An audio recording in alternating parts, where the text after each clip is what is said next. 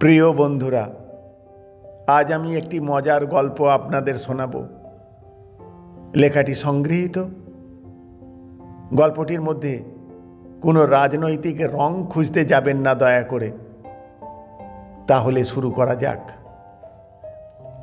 বাংলায় শিক্ষকের চাকরি খুইয়ে শিবুদা চলে গেল সোজা দিল্লি। সেখানে গিয়ে একটি নাটকের দলে যোগ দিল।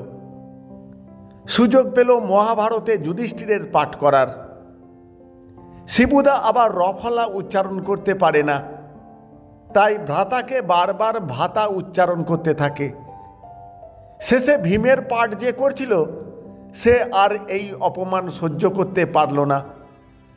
ভীমকে যেই শিবুদা প্রিয় ভ্রাতার পরিবর্তে প্রিয় ভাতা বলে ডেকেছে, ভীম শিবুদাকে তুলে মারল এক আছাড়। হতভাগা, এটা কি তোর বাংলা পেয়েছিস? খালি ভাতা আর ভাতা। শিবুদা ওই আছাড়ে কোমর ভেঙে ওখান থেকে সোজা হাসপাতাল। কয়েকদিন পর মায়ের কাছ থেকে শিবুদা একটি চিঠি পেল। চিঠিতে লেখা, বৎস শিবু, তুমি সত্তর বাংলায় ফিরিয়া আইসো। এখানে ফিরিলে তুমি পরিযায়ী শ্রমিক ভাতা পাইবে। এদিকে তোমার ভাই যুবশ্রী, আমি বিধবা ভাতা, আর তোমার ভগ্নী কন্যাশ্রী ভাতা। সব মিলিয়া মাসে যাহা হাতে আসিবে, সংসারটি দিব্যি চলিয়া যাইবে।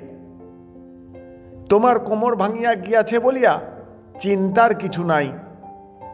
কোমর আমাদের সকলেরই প্রায় ভাঙা, তবে তাহা দুলাইতে কোনো অসুবিধা হয় না।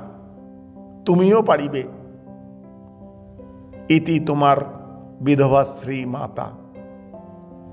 বন্ধুরা, আবারও বলছি, গল্পটির মধ্যে কোনো রাজনৈতিক রং খুঁজতে যাবেন না।